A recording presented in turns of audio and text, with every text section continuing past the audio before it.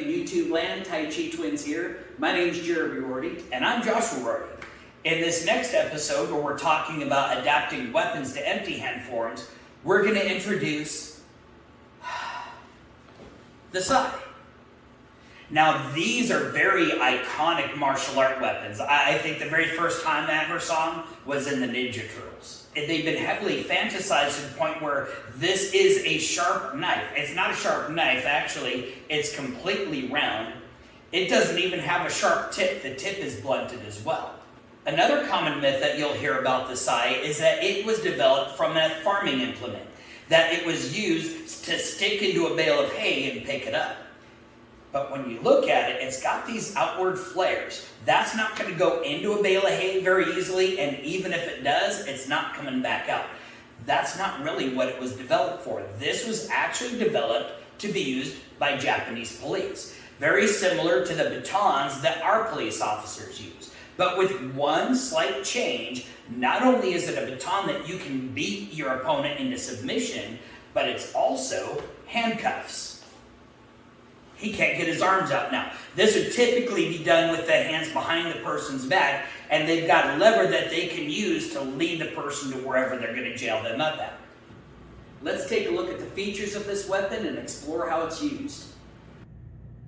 One of the first things that we notice about this weapon when we look at it is it's really just a metal stick, and it's got a couple hooks coming off each side. We already talked about how that was meant originally for using as handcuffs. But also, somebody must have along the way decided that this was good for fighting with swords. I mean, it is a metal weapon. So what I was told was that you would block the weapon, you can catch it right here, and then with your other weapon, you can use it to break it while you held it.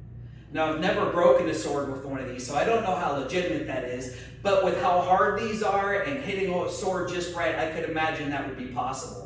The other great thing about how these hooks are designed is as I'm holding this weapon by the handle, all I have to do is extend my thumb, and it makes it very easy to change my grip. This is good for if I want to fight in closer quarters, or if I need to use it for blocking. It gives me a nice metal surface to be able to block another weapon with.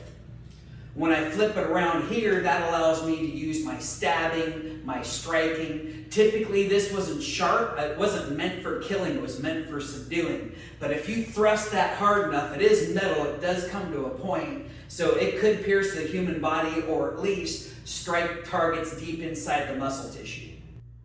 This is another one of those weapons that's typically used in pairs. The reason I chose palgwe 6, number one, is there's a lot of two-handed techniques. There's a lot of places that give me a chance to switch my grip or to allow for blocking. So it makes this form a lot of fun to do with these weapons. Let's go ahead and check it out.